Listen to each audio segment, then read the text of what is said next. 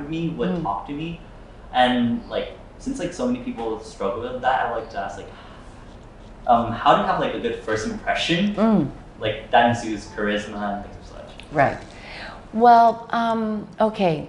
So let's address the problem first, right? So there are a lot of people out there because of COVID, and then because the world kind of shut down and everybody's just we're on some kind of screen, you know, socializing has kind of just stopped for a moment. The world has stopped for a good year, right? With lockdown and everything, and then everybody's just became antisocial. Right, everything is all by messaging and you know things like that now. So to be able to come back and being sociable, it's all about, as you said, first impression. So what makes a good first impression? So first of all, it's being comfortable in your own skin, right? Knowing, having confidence. You know, a lot of people are always, because of social media, are always comparing themselves, the way they look or their life, their lifestyle to other people. I still do that sometimes. And when I catch myself doing that, I'm like, okay, stop. You know, you see somebody, you see a friend, oh, she's gone skiing. Oh, I want to go skiing. Oh, so-and-so's got a new car. Oh, I want a new car. Or, you know, oh, that person's got a new bag. Oh, that person, you know. And so it's like, it's so natural. And I think that's the bad thing about social media, is that it gets people to compare themselves and start judging other people, judging themselves, and then that's how everybody starts to get low self-esteem and you start losing confidence about yourself, right? So how to make a good impression, one is you got to stop and look at yourself in the mirror first, right? And see the beauty that you all have, the uniqueness that everybody has, right? Everybody's handsome and beautiful in their own way, right? So when you see that, once you start to have at least some kind of confidence in yourself, when you go out and when you meet somebody, you have the eye contact, and the best thing is to smile first, right?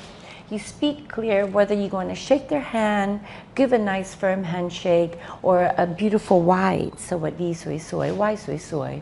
You know, you make eye contact and you speak clearly. You know, you only have that first 7 seconds to make a really good first impression, right? You never get a second chance, right? So if you mess that 7 seconds up, you're kind of like, okay, well, you know, all right, that's it. You know, you can't come back and meet them again for the first time.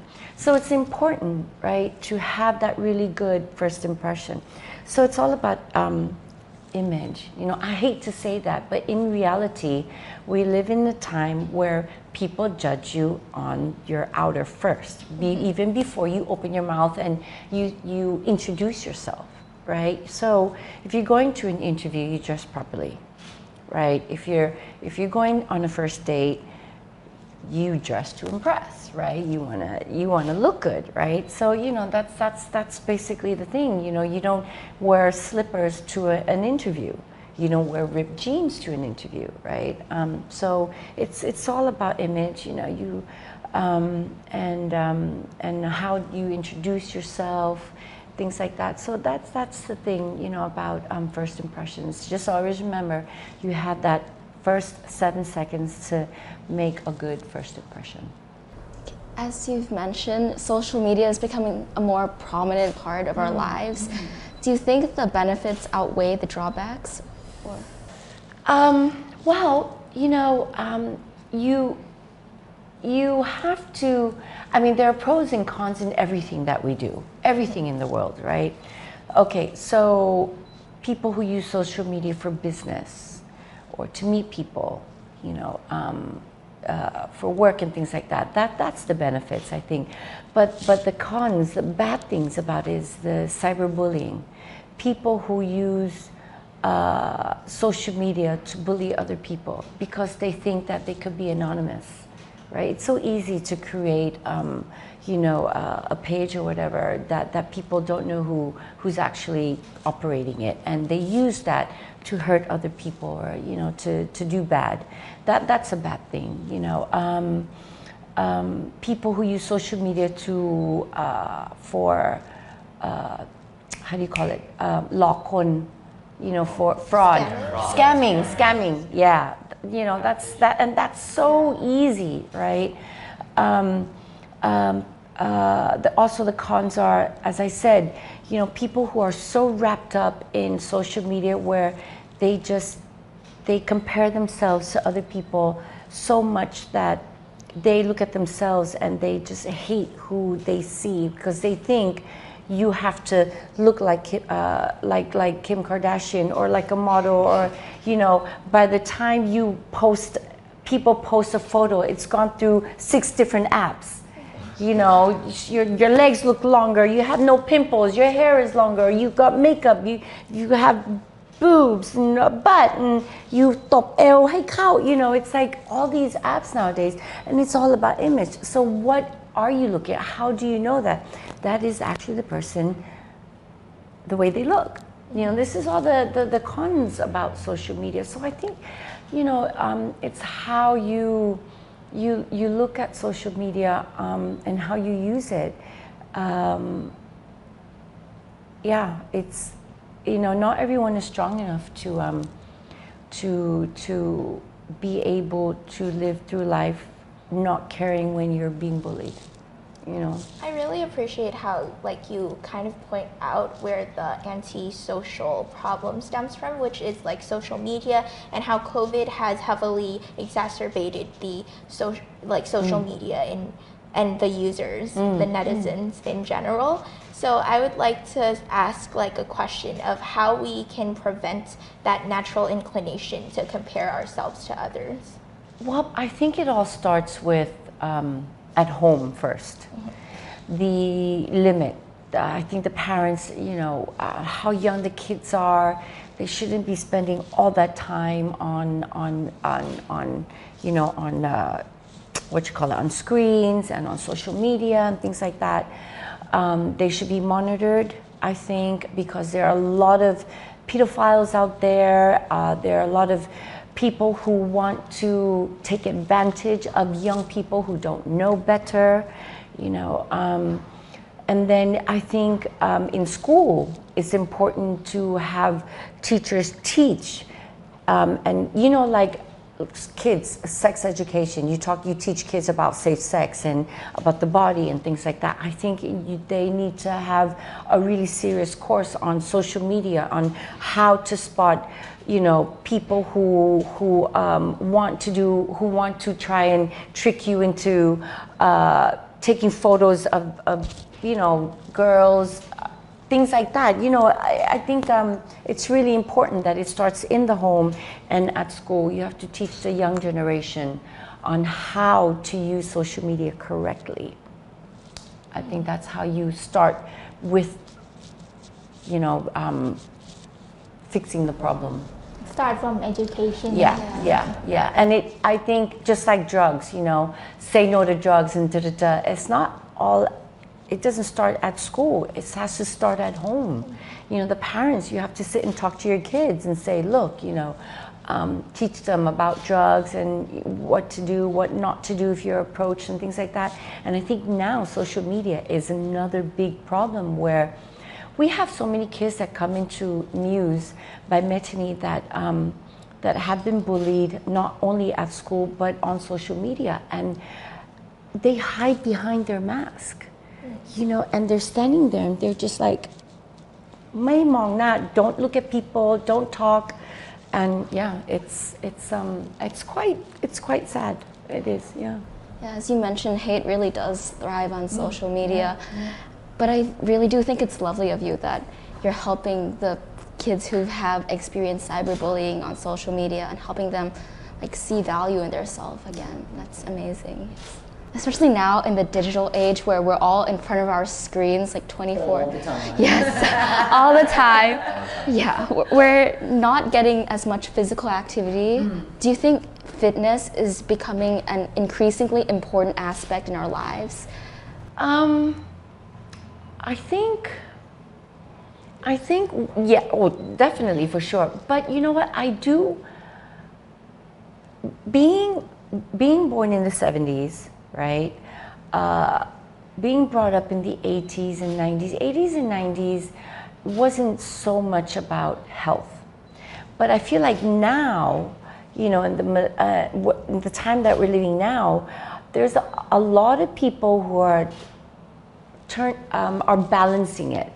I mean, there are a lot of kids out there who just sit in front of their computers and stuff like that, yeah, but I do see a lot of parents now who are physical, who come out, takes their kids out, you know, they go running, you know, lots of fitnesses around now, where when I first came to Thailand in the 90s, there were no fitness. The only gyms were the ones in the hotels. And the memberships were extremely high, yeah. No juice bars, nothing, right? And then gradually, now they're like fitness everywhere. There are gyms everywhere. And if you look, in the mornings, they're full. In the evenings, they're full. So a lot of people are health conscious now. And you have a lot of people, lots of, like before, you couldn't find almond milk. You couldn't even find lactose-free, right? Lactose-free milk in the supermarket, right? The only place you could find it was at Villa. But now you have it at Tops, at Macro, and you know, 7-Eleven, chia seeds, you know, all these like healthy. There's keto restaurants. There's paleo. You know, it's like you can eat clean now, whereas before, ไม่มีเลย. So I'm thinking, even though there are a lot of people who are just stuck in front of their screens, but there are also a very, very high amount of people who are very health conscious now. So I'd like to say, from what I see, maybe even more, but I could be wrong. I feel like social media also plays a vital role in shaping that mindset that for people to become more health conscious. Yes, that is true. That is true, because I, for one, I post a lot of videos of myself, of me exercising, because I have known that a lot of people are inspired and it helps them get off their bum out of bed and exercise, right? I have a lot of students that we have a little group going where we're team workout and we tag each other. And when I am lazy that day and somebody tags me and I see them exercise, I'm like, oh, damn it, I didn't do my bit today. You know, so I'm like, okay, I gotta do something. So it is quite, you know, you get motivated. And now you don't even have to buy membership at any fitness. You can just open up YouTube. You can, even on Instagram, you can just find somebody that has some kind of program and you can follow it. And you can learn so much information on, you know, proper way to exercise on the internet and stuff like that. So, yeah. A lot of people want to like get healthier, get fitter, but I think a problem for some of them is consistency, like maintaining that motivation. How do you think, like? Well, in a lot of my my workshops, I like to say, you know, first of all, you have to be motivated. Like you said, you have to want to exercise, do something. But people are always making excuses. Oh, I don't have time. I'm a single mom. Oh, I don't have time. I have to work. But if you have time to go to the movies with your friends, then you can find time to exercise. If you have time to go hang out with your friends, go eat, go on a date, whatever, then you can find time to exercise, right? It's all about managing your schedule. Now, how to have consistency? I've read, and I feel like it is true, because a lot of my students have done it. If you exercise for 21 days straight, right? I think you can help me on this. Then you're on the wagon, right? You're like, okay, now, like on the days where you don't exercise, you're kind of like, oh, you feel like, you you feel like, you don't get the pump. You're like, oh man, I missed it, you know. So if you can do that, then your body and your mindset is okay. ออกกำลังกาย is exercise, yeah. So it's 21 days. straight, right? Am I right? Straight, Yeah. straight. Wow. Yeah. It's like a strategy to get Yeah, you yeah. pumped It's up. all it does something to your body. It does something to your mind, and then that laziness or that little devil on your shoulders. You know, he's kind of like. มันไปแล้วอะ He's kind of like, okay, this side has gotten the better of you, and you're like, okay, you know, you just have to get through those 21 days, and then you've got the workout bug. Yeah. I love the analogy that you just gave. Yeah, it's really relatable. And plus, like, I think that the people we surround us with, especially like your friends or team members, really takes part in motivating and encouraging us to continue and maintain that consistency or routine. Yeah. It's important who you hang out with as well, right? I mean, this is for everybody. Like, you hang out with people who are health conscious, who are fit, who are into fitness, then your lifestyle will go that way. If you hang out with people who drink and do drugs, well, then your lifestyle will go that way. So, you know, you hang out with good people, you tend to do good things. You hang out with bad people, you tend to do bad things. So try to surround yourself with good people. You want to become rich?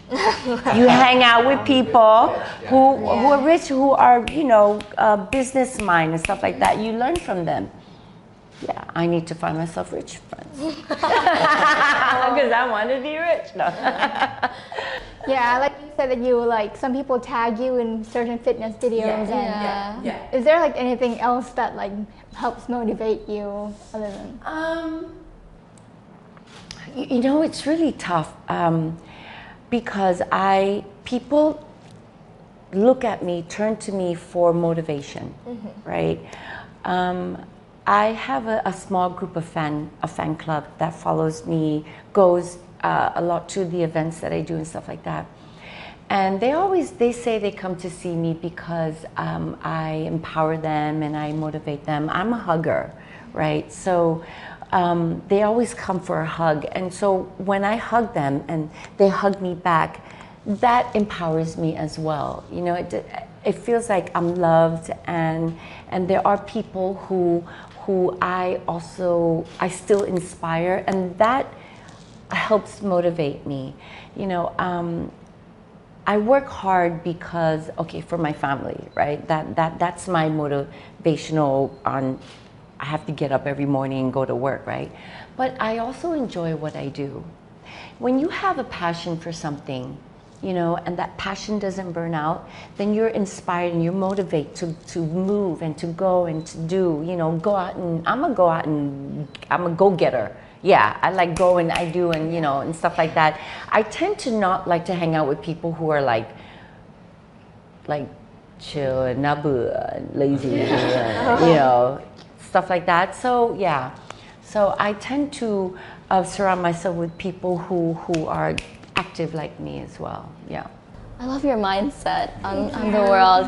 And you talked about like how it's important for us to find our passion.